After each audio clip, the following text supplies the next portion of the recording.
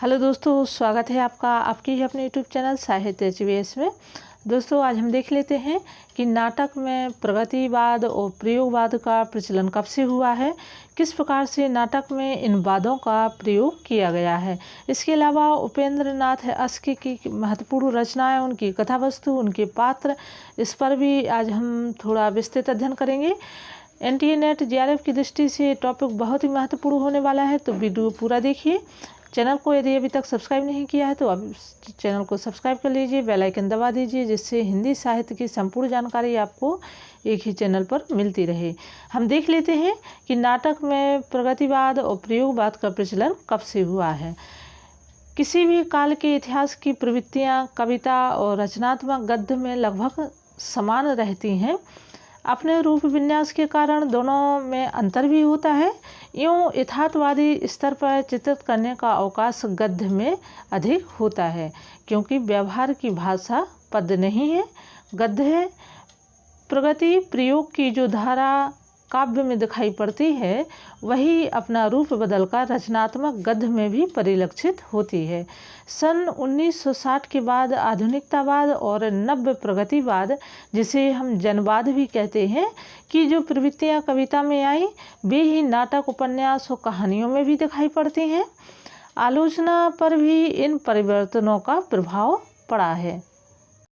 सन 1936 मुख्यतः प्रगतिशील प्रवृत्ति को लेकर अवतरित हुआ, पर उस समय लिखी जा रही कविताओं में नए प्रयोग की प्रवृत्ति भी दिखाई पड़ती है। नाटक में इन प्रवृत्तियों के पुरस्कर्ता भुवनेश्वर हैं। कहने का अर्थ है कि जो नाटक है और नाटक में प्रगतिशील प्रयोगवाद का प्रयोग कहीं ना कहीं भुवनेश्वर के नाटकों में दिखाई देता है। आकस्मिक नहीं है कि 1936 में ही इनके एकांकियों का संग्रह कारवां प्रकाशित होता है। उनकी एकांकियों में प्रगति प्रयोग दोनों का मिश्रण है। प्रमुखतः प्रयोग की ही है। नाटक को रंगमंच से जोड़ने का काम आगे आने वाले नाटककारों ने किया है। तो हम देख लेते हैं उपेंद्र नाथ अस्क के नाटक किस प्रकार के रहे हैं और इनकी मुख्यतः कथा वस्तु क्या रही है। उपेंद्र नाथ अस्क पहले नाटककार हैं जिनका ध्यान रंगमंच की ओर गया। तो ये हमें याद रखना है कि ऐसे कौन से नाटककार रहे जिन्होंने अपने नाटकों में रंगमंच को ध्यान में रख कर के रचनात्मक नाटक लिखे। तो इसका उत्तर होगा उपेंद्र नाथ अस्क। नाटक शुद्ध साहित्य नहीं है, वह श्रव्य भी है और दृश्य भी है। पूरा श्रव्य दृश्य बिंब छठा बेटा, जिसका प्रकाशन समय 1940 में हुआ, तो ये बहुत ही महत्वपूर्ण है। उपेंद्र नाथ अस्क का नाटक रंगमंच से जुड़ता है। कौन सा? छठा बेटा नाटक इनका 1940 में प्रकाशित हुआ। पूरा रंगमंच ये नाटक रहा और परिवर्तित मानवीय रिश्ते से भी आज सारे पारंपरिक मानवीय मूल्य टूटते जा रहे हैं।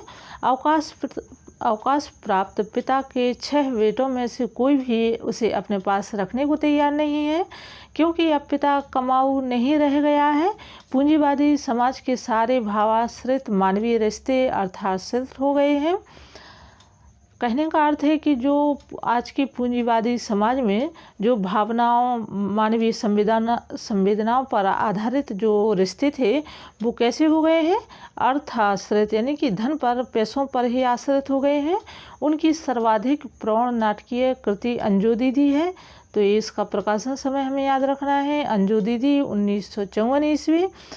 अंजू अनुशासनबद्ध प्राणी है, यानी कि कहने का अर्थ है कि जो पात्र है इनकी अंजू, तो कैसी है? अनुशासनबद्ध महिला है। मशीनीकरण की हद तक उसका भाई उसे यंत्रीकृत अनुशासन और सनक को इसलिए तोड़ता है कि घर के अन्य प्राणी अपनी अपनी जिंदगी जिए, किंतु यंत्रीकरण तथा अयंत्रीकरण की दो विरोधी कोटियाँ नाटक को एक पूर्ण नियोजित ढांचे में ढाल देती हैं। पूर्व निर्धारित नाट्य प्रवाह का बाधक होता है।